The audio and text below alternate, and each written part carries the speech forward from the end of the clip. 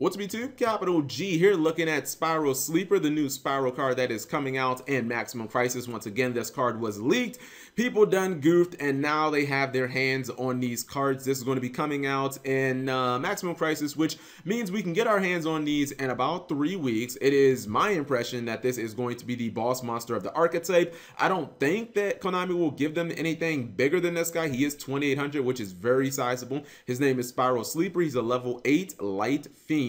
I think that already right there kind of alludes to the name, him being kind of a sleeper agent, and he's a light fiend. There aren't that many light fiends in Yu-Gi-Oh! 2800 attack, 1200 defense, cannot be normal summon / set, must first be special summoned from your hand by banishing 3 Spyral monsters from your graveyard, or excuse me, 3 Spyral cards from your graveyard. Thank goodness that it doesn't say monsters. It actually gives you a really good incentive to run a whole bunch of these Spyral spells and traps, and because you can bring out a bunch of quick fixes from like machine duplication, and you can get big red stacking, like I don't think that 3 is really all that difficult. Once per turn, during either player's turn, you can target 1 Spyral card you control and up to 2 cards your opponent controls, destroy them. If this card on the field is destroyed by battle or card effect and sent to the graveyard, destroy as many cards you control as possible. And if you do, special summon 1 Spyral Super Agent from your hand, deck, or graveyard. Alright, so for the most part, I like everything about this card except one thing. I like the stat line of this card. 2800 is definitely good for a boss monster. I love the quick effect, especially considering he can target himself. That makes him a very, very good standalone card. If you just have him, the sleeper agent, on the field, or I guess we'll just call him sleeper. If you have sleeper on the field, your opponent tries to set a couple of back row, you can just activate sleeper's effect. You can just, you know, nuke those 2 cards, and then your super agent will come out and he can actually nuke another card as well.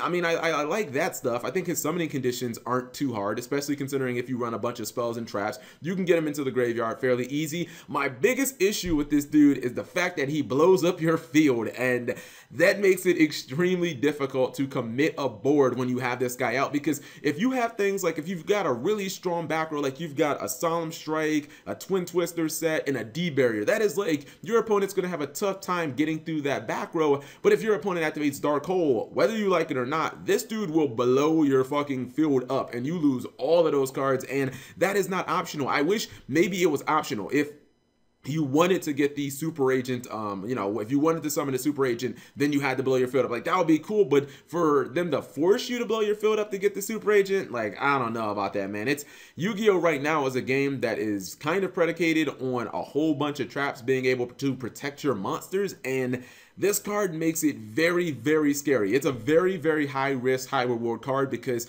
I like that effect. I like being able to blow up too, especially if you target this guy. He will trigger his own effect, by the way. If you have him on the field solo and you pop a couple of your opponent's cards, you get to bring out that Spyral Super Agent. But again, that play is only maximized if you don't have that many cards on the field, or if I guess your cards are like chainable. If you have like just a D-Barrier backing them up, or, you know, if you have like just a Max C in your hand backing them up, but you don't want to commit a bunch of Solemn Strikes and Torrentials and Warnings and shit like that, because all your cards will just end up being lost. So I think that it is an okay card. I think that you probably don't have to run that many, maybe just like 1 copy, because it obviously is searchable, and if it does die and you summon it properly the first way or the first time, you can summon it back from the big red. So I think that 1 copy is probably more than enough. So definitely I see this card being able to put in work, but it's just a downside that it has to blow your field up. Like, I don't know why they couldn't have made that optional, because if you have control over the duel and you have a stacked back row,